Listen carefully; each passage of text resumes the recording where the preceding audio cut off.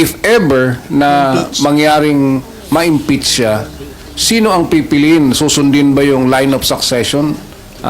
SP, sir. Sino magiging Hindi. VP?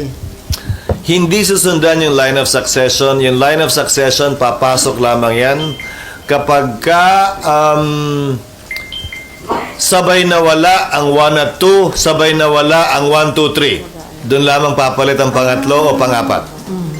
Nakita na nating nangyari yan. Nung natanggal si dating Pangulong Estrada, pumalit si then Vice President Arroyo, na bakante ang Vice President, ang ginawa niya, so hindi sabay na bakante. Nag-appoint siya mula sa Kongreso.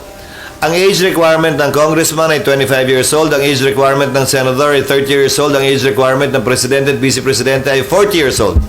So limitado ang pwedeng piliin ng Pangulo na magiging ikalawang Pangulo mula sa Kongreso na ang edad dapat 40 pataas.